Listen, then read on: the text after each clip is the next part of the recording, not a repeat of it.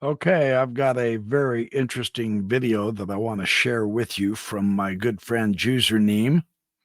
He is an outstanding chess tactician and strategist and player, an all around terrific friend. Always helpful, always willing to be helpful and share tips with me and critique me when I need it, which is pretty much daily. But he shared this video with permission to for me to video it, and it is in the German team competition. And it is a very well done video. He made a study of it and shared his notes. Now, I'm going to try to show the various variations that he talks about. Forgive me if I kind of flub up. I'm somewhat new to the electronics, but I'm getting the hang of it. I played through it once trying to do this as practice, so we'll see how this goes. Very exciting time. Let me put it on this one. That way you've got the bigger chessboard. I'm going to go over to the chessboard. I can't see myself, but I don't need to see myself. I need to see the board. Joezerneem is playing white. His rating 2100. He's playing a 2000 rated player. So here we go. Joezerneem is the white pieces. He says an invitation to transpose to the French defense if he plays e4. And he says, I declined that. I didn't want to do the French. And so we end up with this setup. And this is the English defense. Now, this is a bit uncommon. White can grab more central space with e4. If he does this, he does very good central space. That's true, and that is one of Silman's imbalances. It's advantageous. He says, however, I didn't prepare this line and decided to play a more common setup, and so we see the knight to f3, bishop b7, the fianchetto, and a3. Now here is an attempt to transpose to a line of the Queen's Indian defense with a3, and it's popularized by Petrosian, Georgiou, and Kasparov. Notice that a pawn to c3 instead of a3 would have transposed to the Nimzo Indian defense after bishop to bishop 4 if he plays to here. If he hadn't played the a3, he would have been in the Nimzo Indian. So the idea here, he says, is this move a3, what it's going to do is prevents that, and it prepares b4. So he looks like he's going to attempt to play on the queen side. He does have more space on that side, so that makes absolutely beautiful sense. So let's see how the game played out. His opponent played the knight f6, and so they transpose to the Queen's Indian defense.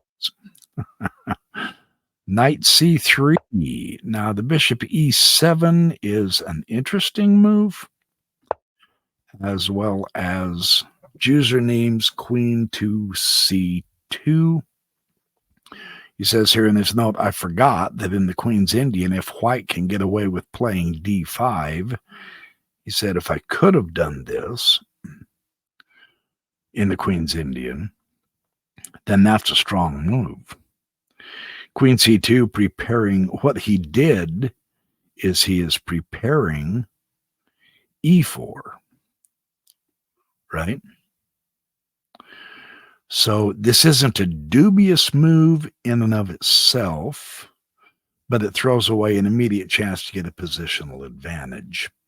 So here we go. Let's see if he can make up for his lack of positional advantage. And I say that almost jokingly. It's not a lack as such. So d5 here. Now instead, c5 was an alternative line in the main line. Either one of these pawns, this one here or the one that was played.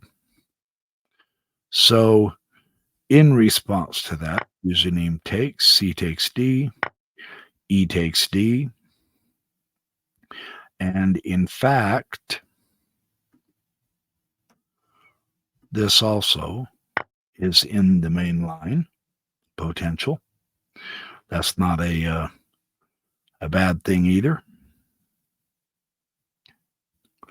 Let me see if I've got this. I hope I don't goof up the game. Let's see if it goes on to the C takes, then E takes. Yeah, E takes. Knight D5 was also played.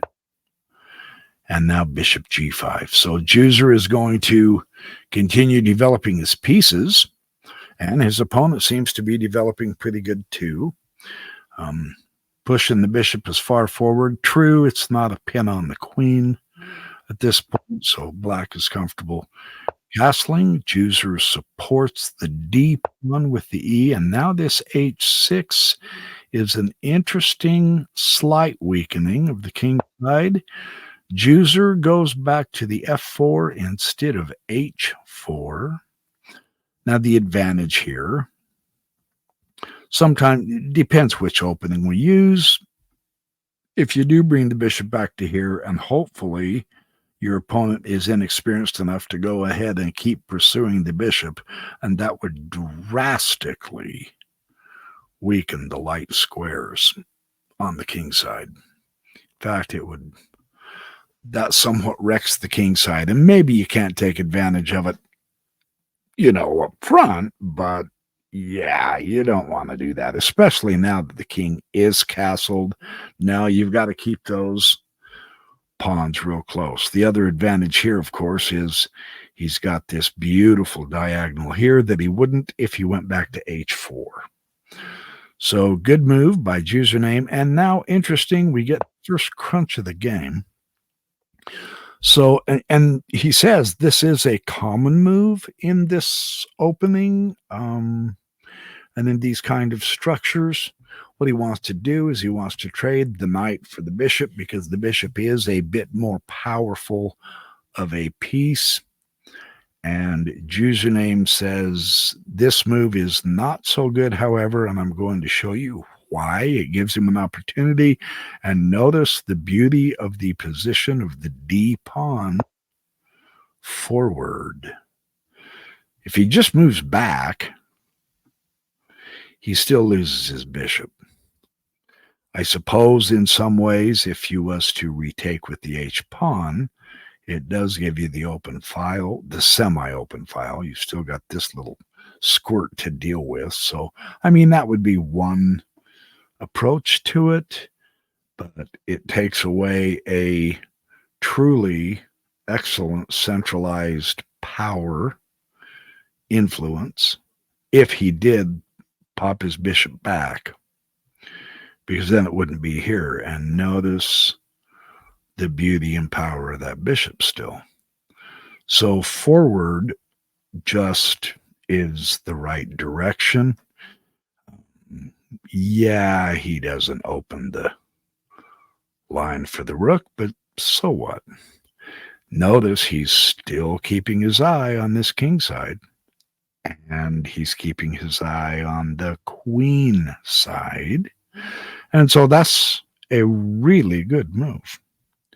So what does his opponent do? Knight D7, hitting the central bishop. Now the bishop is backed up with the knight on F3. That's not the point, though. If instead of knight D7, let's say he would have pushed F6, and here's where I'm hoping I don't mess up the electronics.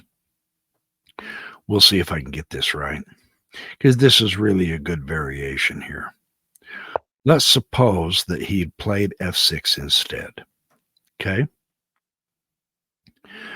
And now the problem with this issue is he's already played H6.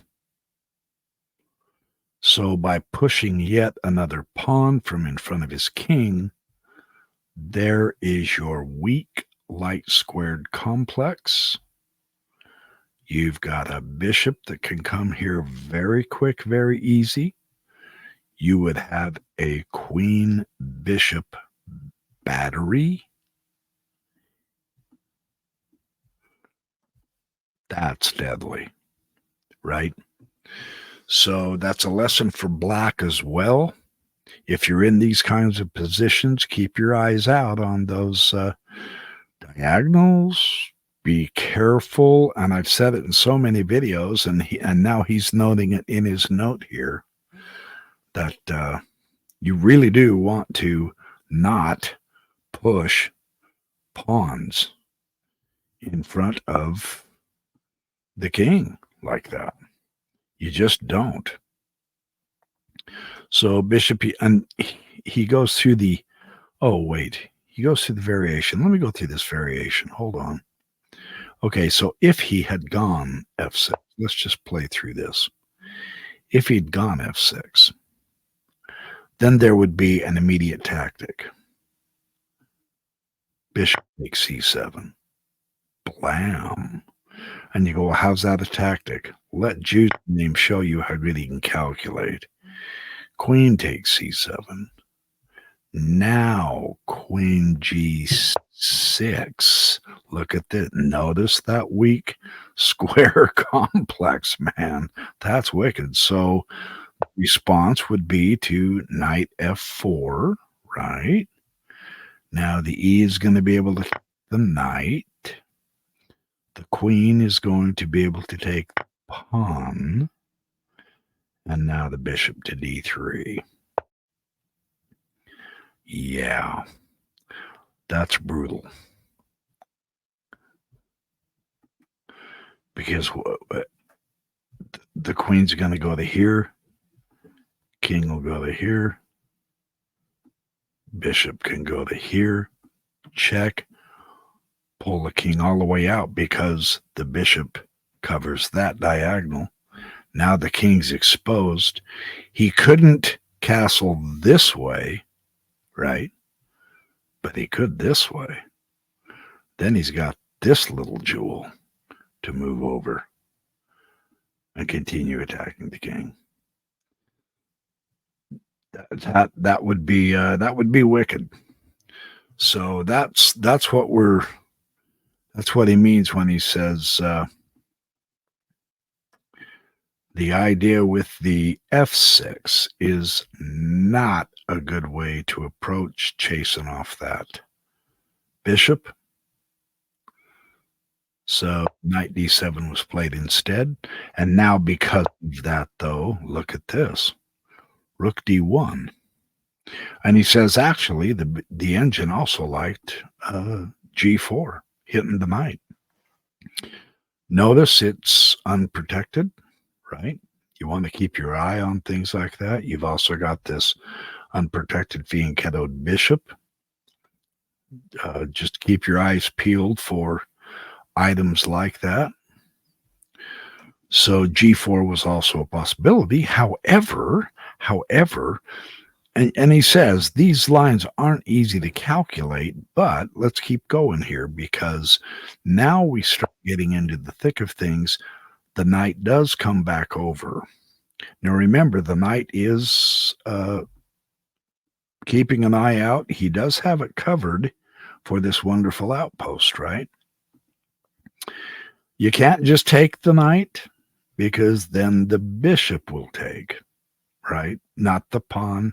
Nobody's going to retake it with the pawn and leave this open for rooks. No and no. That is not good chess. So let's see. Knight h to f6, and now Joezer puts the bishop. Notice he's bringing in more pieces. Always important to bring more pieces.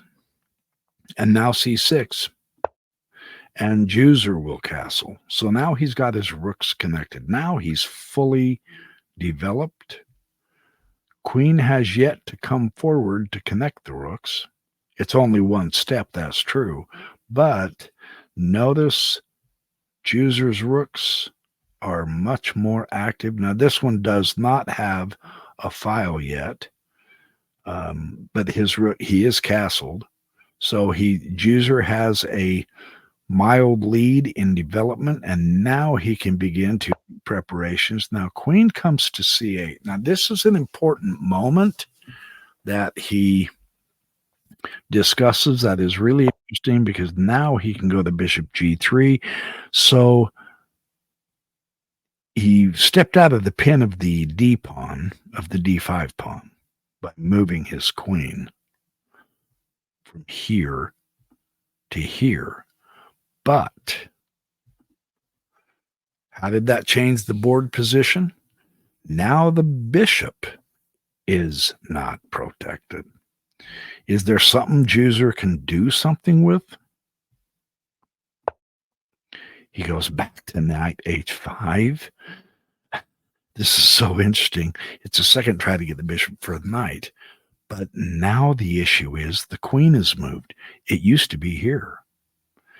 And with the double coverage, with the bishop in front of the queen, the h4 was taboo.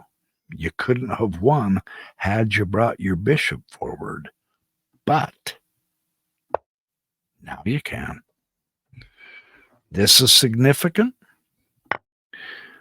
The bishop will take, and again, to take is a mistake. Why, though?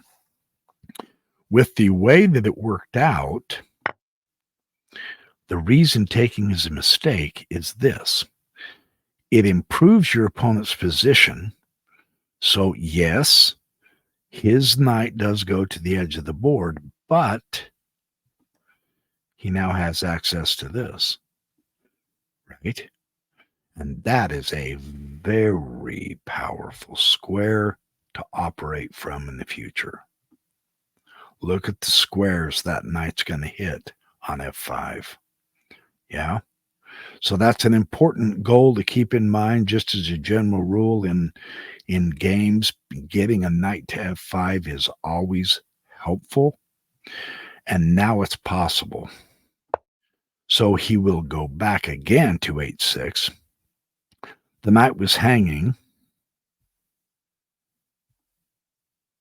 right? So he's got to move it, and he did. And now Juicer has the knight f5. There it is. Kablam. So how does this help him?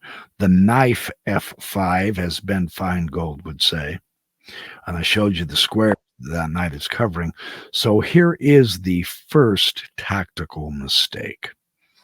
And that's why the double red question mark. Can you notice what the tactical mistake is? This is really important to see. This is what I've got to begin to see and learn and quit doing when I play. The tactical mistake is that the queen is entirely unguarded. And that's significant. So there is the move. Check, right? That wins an important central pawn. King h, and now kablam. Here's why it's a tactical error, because he pins the pawn. Queen across from the queen. You can't take the knight. Nice. And the knights give mutual support, right? Remember,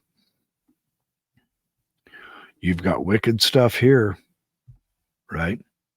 If you can put the queen up to here and then bump that bishop to here, put the queen in front of the bishop in the battery, you've got the game, right? So this tactical error is really important.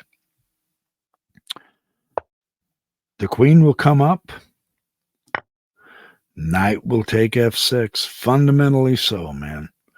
Yes, and it could be a knight sacrifice, of course, because you have to sacrifice. What that does is it really, when you're going to attack the king's side, you really do need to get used to sacrificing chess pieces in order to get to the king. And now knight f5 coming back to the important knight f5 covered by the queen. The first mission is accomplished. White is a pawn up. He also has a better position. Now, when we're told that the position is better for white, how do we know this? We look at the activity of the pieces. Joezer's knight is much more active than his opponent's. Yes.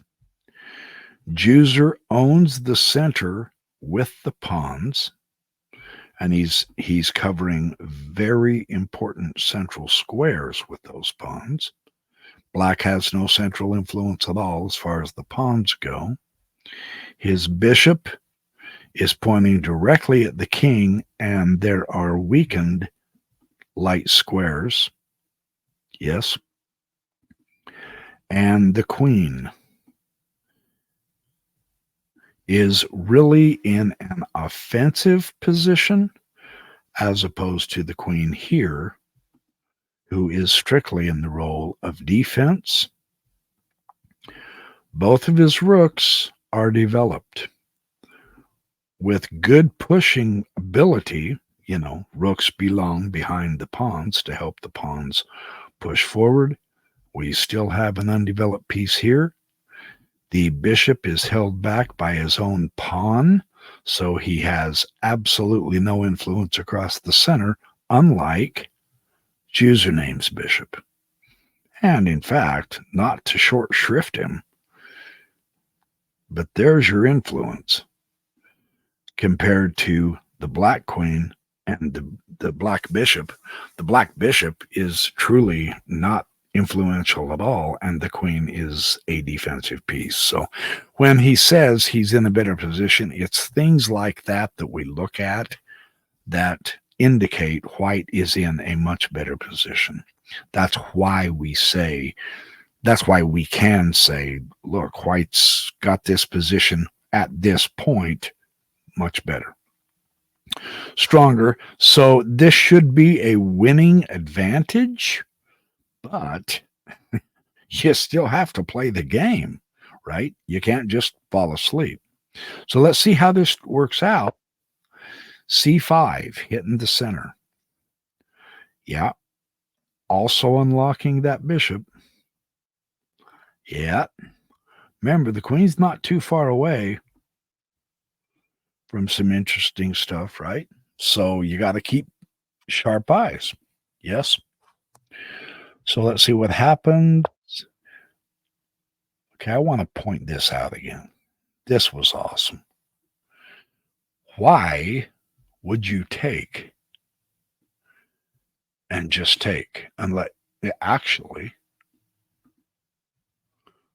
the knight could retake and be on a nice post, right? That would put that knight in a much better position. And you got to remember, this bishop's now influential with the rook pushing that pawn, shuts that bishop off again. That's why, just because we're always given an opportunity to exchange does not mean you're obligated to. Here, again, to take would have been a mistake. Joezer very properly, quite powerfully, shuts down the bishop again. Very interesting. Well, okay. That's proper. Rook's got to grab that partial open file, put that rook to work. But again, still one undeveloped piece. How do you handle this? You stream up your center again. See, just a few moves back, we had this, right? Little improvements. Now, it was a great improvement. No kidding. Black to push that pawn. Hitting the center and really waking up that bishop. Yeah. Okay, so you recognize that. Shut him right back down. But notice, little improvements to the position Again, that's exactly what black is doing. Little improvements to his position. And now, rather than here and here, each of the pawns have moved up. And you say, yeah, but that's not that big a deal. Whoa, whoa, whoa, whoa. It is that big of a deal because now look at what you're influencing, right? That's a big deal. You've moved forward. You've gained more space, which means you can manipulate your pieces much, much easier. Little improvements. That's a very important point. Again, the knight has to relocate because the attack is going to be coming on, right? F4. Gaining more space, bringing the pawns up so that, and notice he said the knight was going to be able to do a fantastic job on F5, just affecting where the rook can go, where the pawn has to stay. That's big. This would not work. So the only way to control the E5 square, right, and prepare to push my central pawns even further, kablam, hit the queen, get ready to start castling. That's a passed pawn, guys. That's a passed pawn with a rook. Whoa, I knew I was going to do that. I apologize. That's a passed pawn. Doggone it. Where was I? It's a passed pawn with a rook behind it. All right, hold on. Yeah, there he pushes. There he pushes. There he comes to file. My fat finger slipped on the mouse pad. So this is huge. So the knight's going to have to relocate and get more space. And now the bishop. This is concrete, right? He shut down the bishop.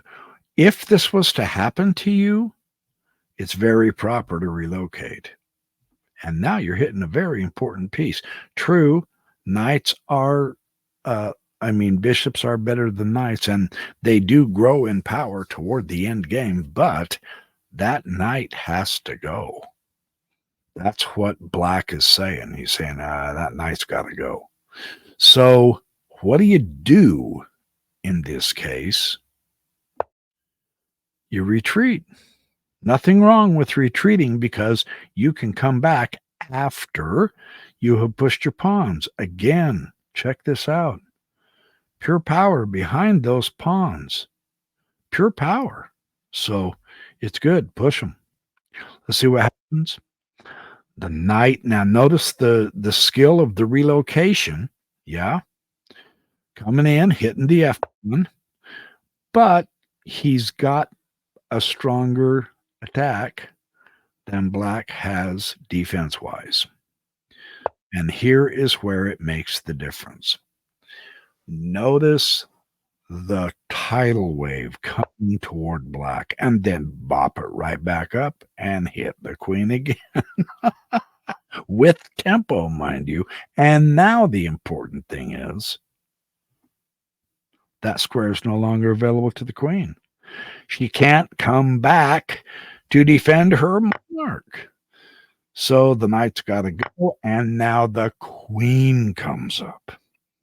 Now we're getting more and more power. All right, hit the queen. Fork the pawn, even though you're not going to be able to take it, the D pawn. Check this out. I love this. Notice now the pawn is unprotected. Take it.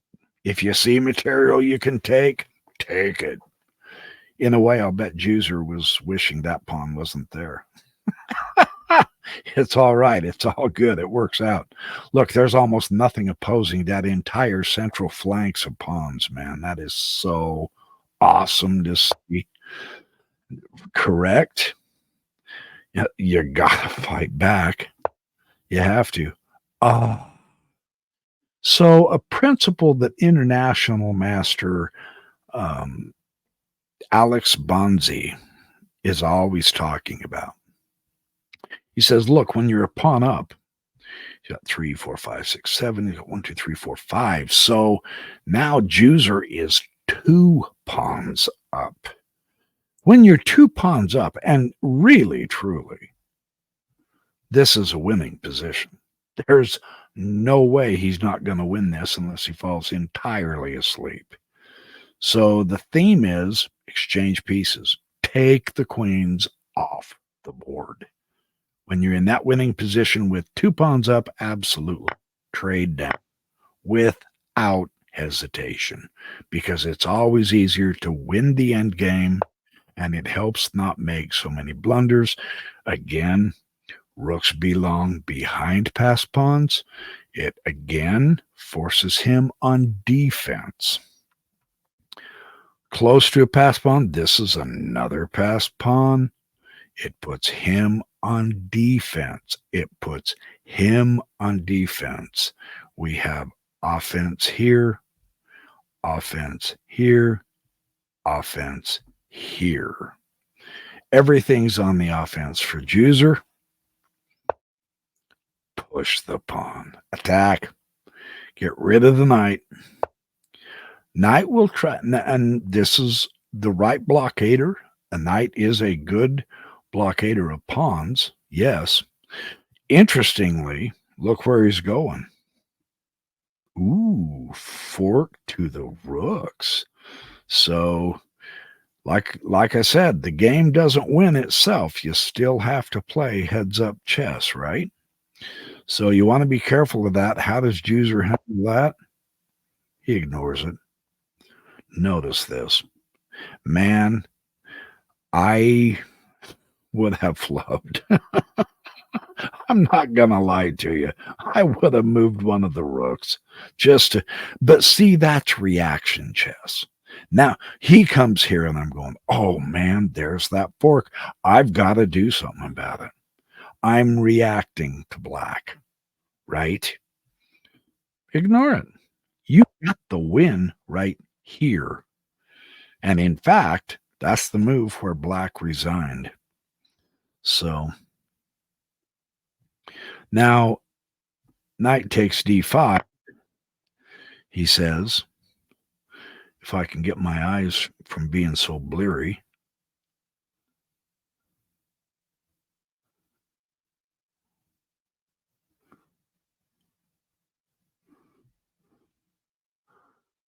Or knight takes d6. God, I can't see it. The print's too small. I apologize. My eyes are tired. I'm doing this. Followed by, oh, I cannot see it. I apologize. Dadgummit.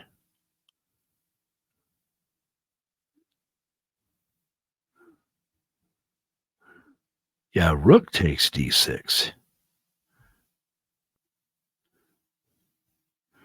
If rook takes d6,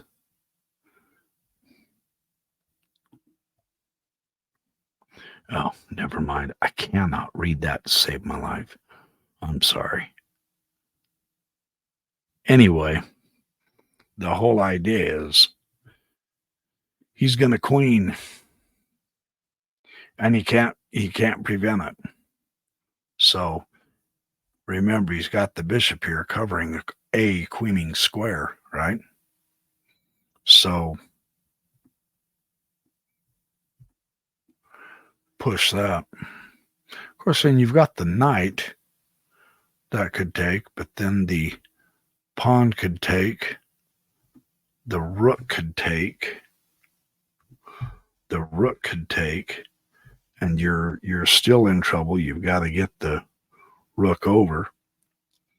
You've got a pawn, but if the rook comes over, the bishop takes the rook.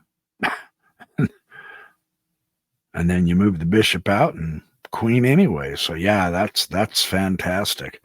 So that's a wonderful game from Joezerneem. I really, really enjoyed seeing this game. I want to thank him for sharing his games. I'm going to encourage you, please share more games with your studies. He did this study on Leachish. You can go to leeches and look it up. It's absolutely awesome study. I appreciate that, Juicer. You're always inspiring to me. When I grow up, I want to be just like you in the chess world, and I'm working on it for real.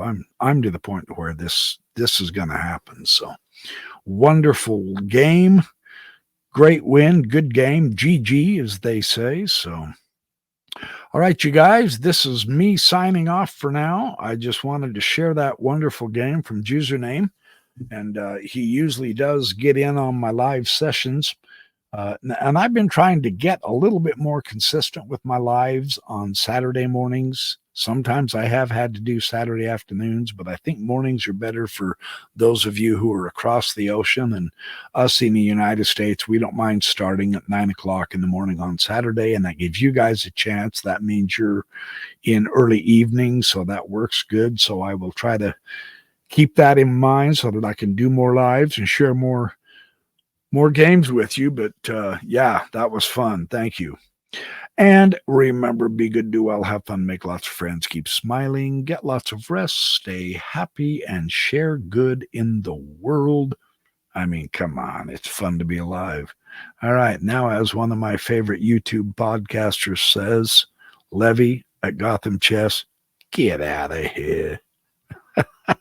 I love that guy, even though he's very entertaining and probably more about entertainment than instruction. He is really wonderful to watch. So, hasta la vista, baby.